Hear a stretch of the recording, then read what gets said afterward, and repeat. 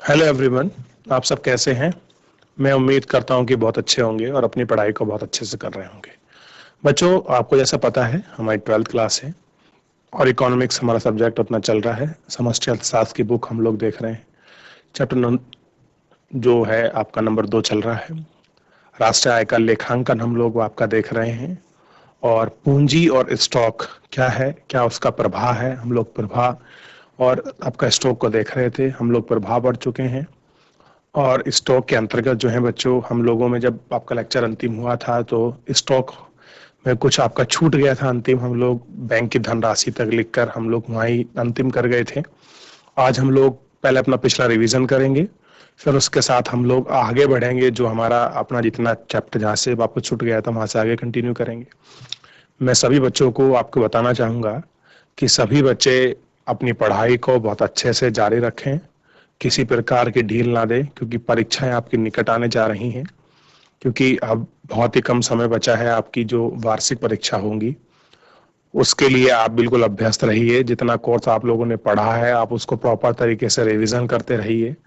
कोई चीज ऐसा है जो आपको नहीं आ रहा है, कोई आपको डाउट है, कोई आपको रिवीजन कराना है, कोई पॉइंट, कोई आपको चैप्टर स्पेशल पढ़ना है, आपको किसी क्वेश्चन आपको फॉर्मेट पढ़ना है, कुछ भी तरीके से कुछ भी आपको चाहिए, अगर कोई लगता है कि हमको ये चीज हमारा नया होना चाहिए सर, हमें इस प्रकार की आपकी मदद चाहिए, ये चीज हम लोग पढ़ना चाह रहे हैं, ये डाउट है, तो बेहिचक तरीके से आप लोग हमको बोलिए।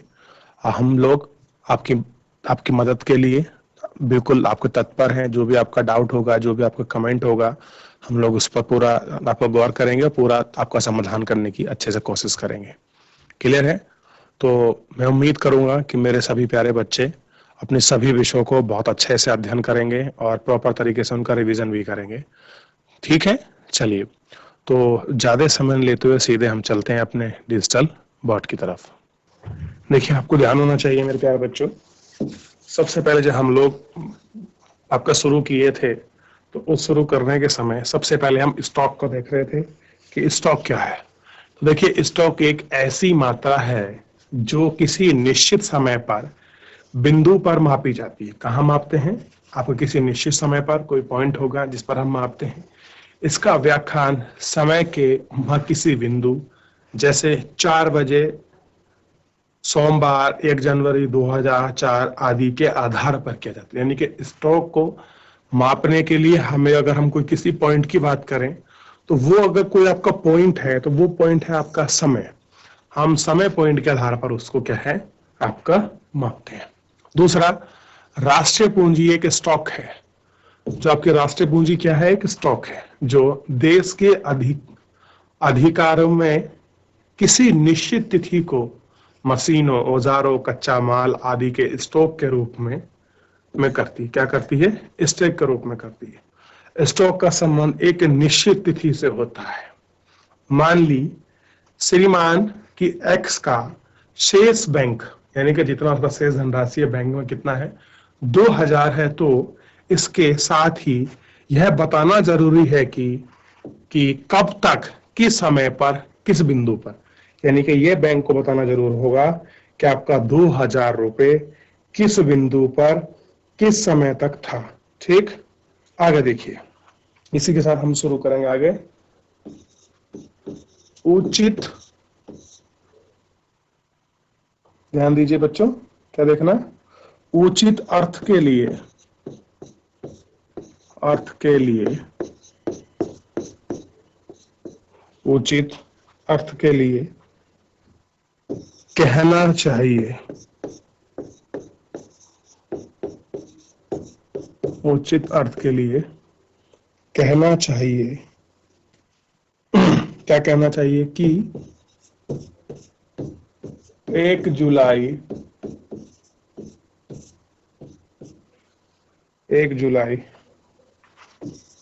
2014 को,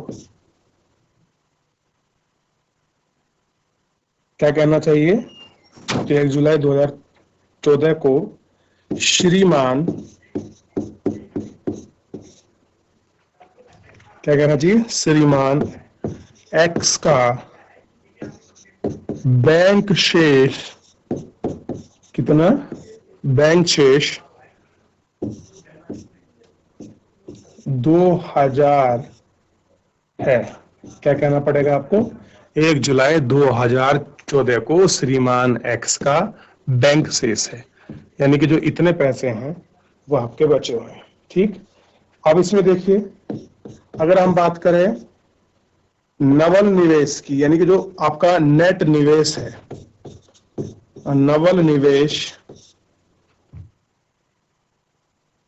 एक प्रवाह, नवल निवेश एक नेट प्रवाह है, और पूंजी स्टॉक है। पूंजी कैसा है? स्टॉक है, ध्यान रखना है, पूंजी स्टॉक है। क्योंकि क्या कहा? क्योंकि नवल निवेश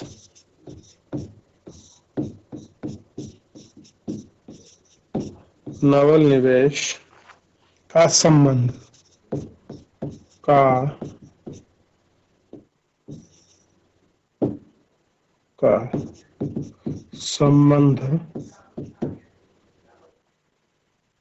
एक समय काल में है, समय काल से है, काल से किससे है? एक आपका समय काल से है। ठीक, ध्यान रखना है। जबकि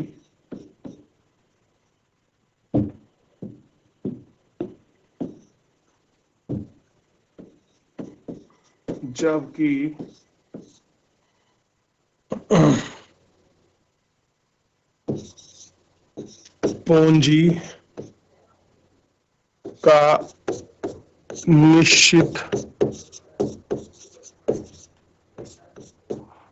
का निश्चित समय पर एक व्यक्ति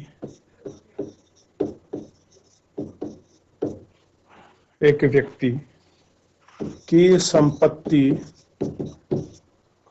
की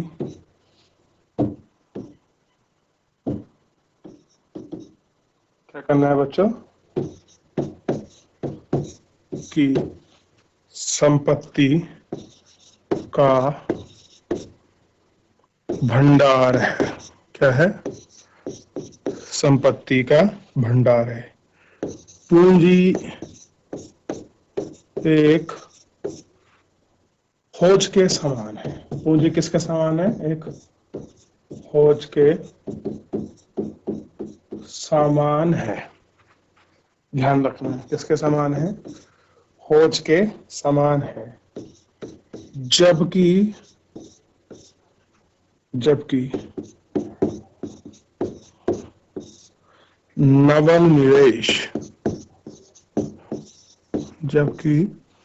नवल निवेश उस खोज में पानी के प्रवाह के समान है, प्रवाह के समान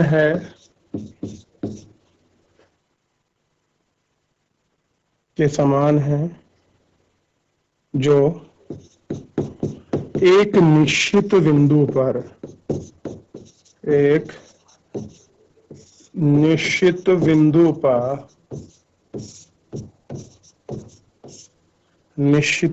पर मापा जाता है। क्या होता है? मापा जाता है। अतः यह एक स्टॉक है, जबकि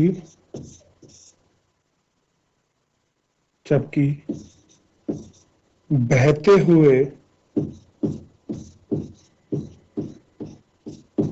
हुए पानी का संबंध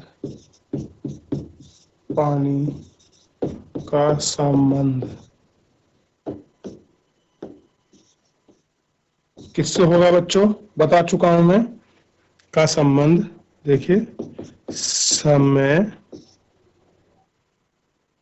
काल से है। किससे है, समय काल से। तो ये क्लियर हो गया आपका पूरा कि स्टॉक और प्रवाह में भेद कीजिए।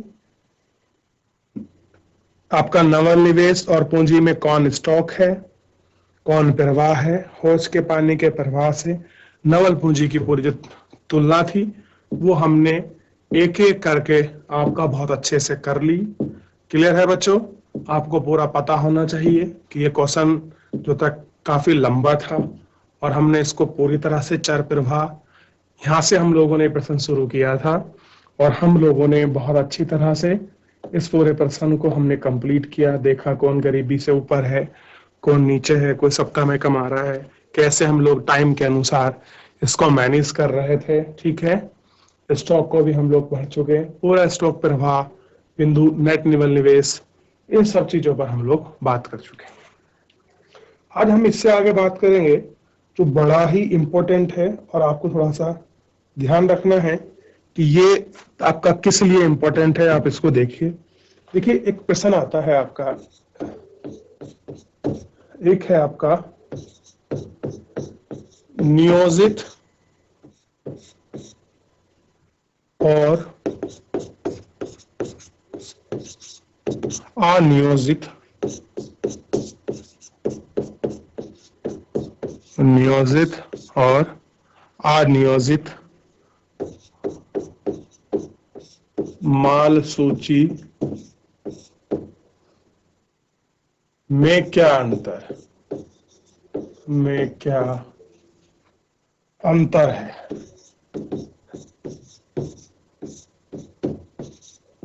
में क्या अंतर है। किसी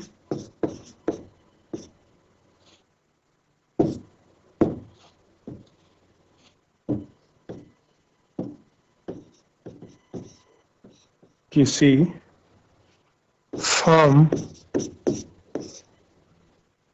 की माल सूची की माल सूची और मूल्य वर्धित के बीच क्या अंतर है। और मूल्य वर्धित के बीच अंतर, के बीच संबंध है बच्चों, कि हमको संबंध बताना है। ध्यान रहेगा, नियोजित और अनियोजित माल सूची क्या है और इसमें हमें क्या देखना है, का क्या अंतर है। मेनली हमें देखना है क्या अंतर है। एक है इसमें, फिर है किसी फर्म की माल सूची और मूल्य वर्धित सूची के बीच संबंध को हमको क्या करना है, जो संबंध है उसके बीच का जो संबंध है वो हमको बताना है, वो हमको नियोजित करना है और ये हमको इसमें बहुत अच्छी तरह से देखना है। तो इसके लिए ध्यान दीजिए बच्चों, हम लोग क्या करते हैं, नए उससे हम लोग आपका प्रारंभ कर रहे हैं। हम बात कर रहे हैं मेनली आपका, ध्यान दीजिए, नियोजित माल सूची संचय। ध्यान दीजिए, मैं बना देता हूं, नियोजित माल सूची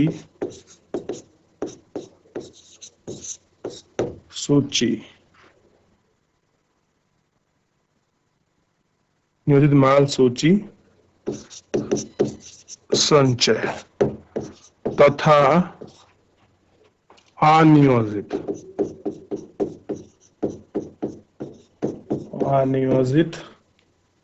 माल सूची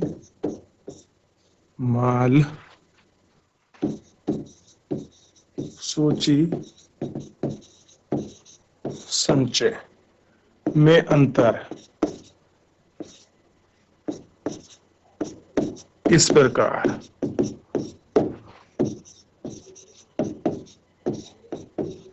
कैसा है, इस प्रकार। अब देखते हैं कैसे प्रकार में हम लोगों को बताया गया है। सबसे पहले बताया गया आधार।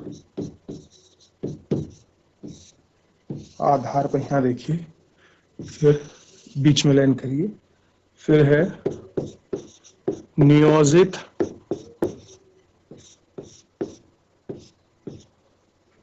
माल सूची।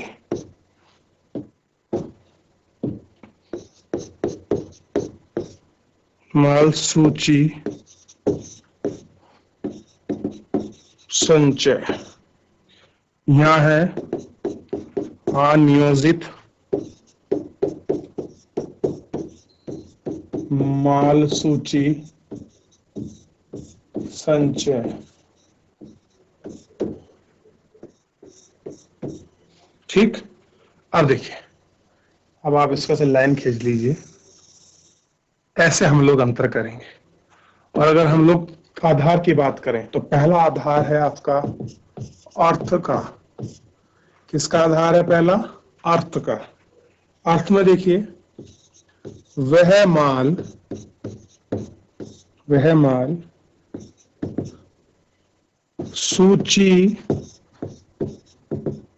संचय जिसके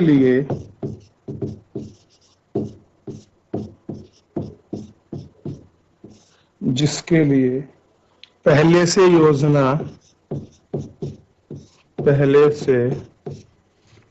योजना बनाई गई हो। योजना बनाई गई है। दूसरा देखिए, बिक्री में अप्रत्याशित गिरावट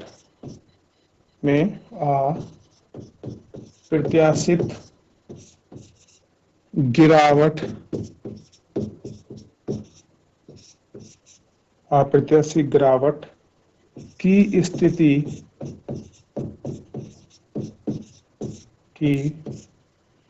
स्थिति में फर्म के पास वस्तुओं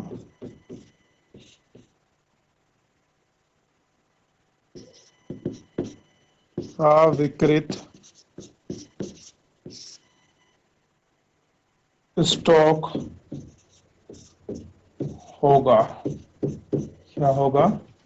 अविकृत स्टॉक होगा, जिसके बारे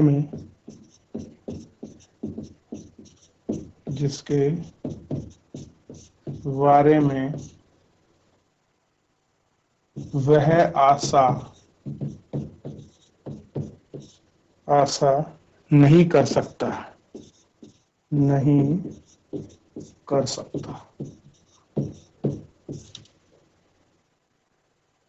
था।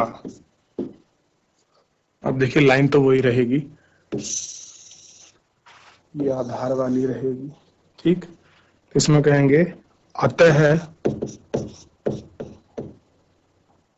इसे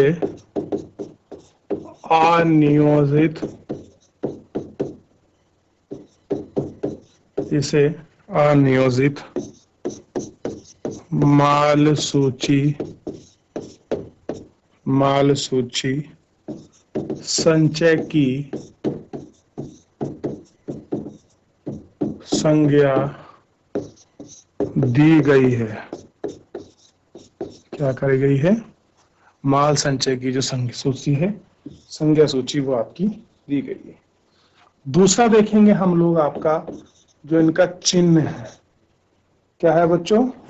चिन्ह है। जो चिन्ह का आधार है, उस चिन्ह के आधार पर हम लोग इसको देखेंगे और हम लोग इसकी बात करेंगे। ठीक है, चलिए, सबसे पहले अगर मैं चिन्ह की बात करूं तो चिन्ह में हम लोग यहां से देखते हैं, यह है सदा धनात्मक होता है। कैसा होता है? धनात्मक होता है। और इसमें देखिएगा, इसमें साफ साफ दिखाई देगा आपको,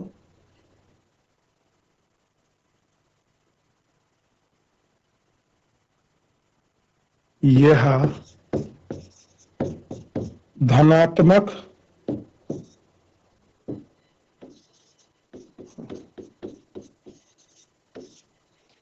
धनात्मक भी होता है, भी हो सकता है,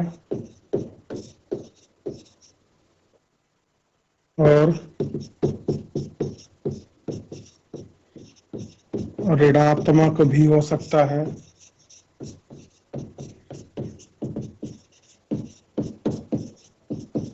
ठीक है।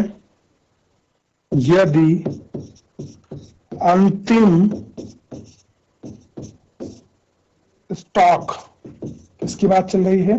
अंतिम स्टॉक प्रारंभिक स्टॉक से, ध्यान दीजिए, अंतिम स्टॉक क्या हो अगर प्रारंभिक स्टॉक से अधिक है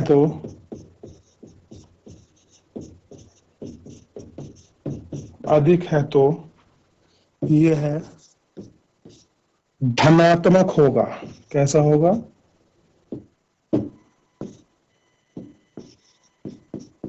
धनात्मक होगा। और यदि इसी का पॉइंट है, यदि अंतिम स्टॉक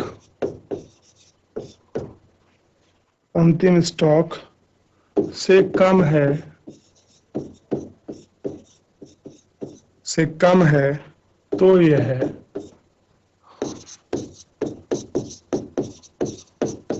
ऋणात्मक होगा। क्या होगा? ऋणात्मक होगा। ठीक है, इतना आपको ध्यान में लेना है।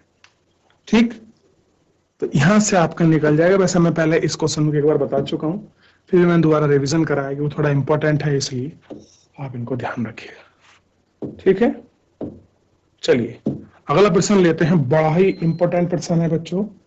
3 विधियों से किसी देश की सकल घरेलू उत्पाद की गणना करने की 3 निष्पादित उल्लेख कर रहा। अब हमको क्या करना है? हम इसको प्रश्न फॉर्मेट में लिखेंगे। 3, कैसे लिखिए? तीनों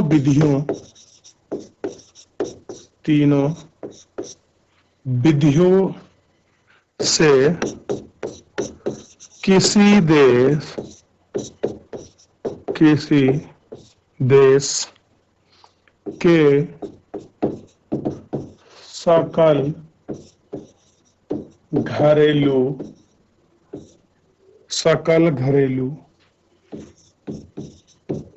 उत्पाद की गणना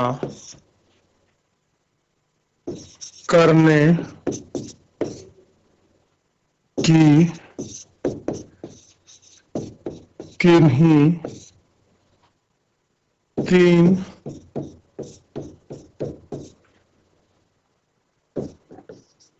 निष्पादितियों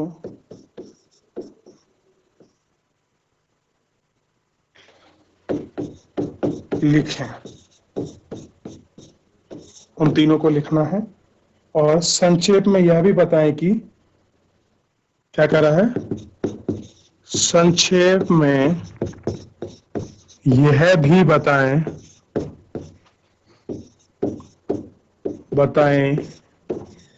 कि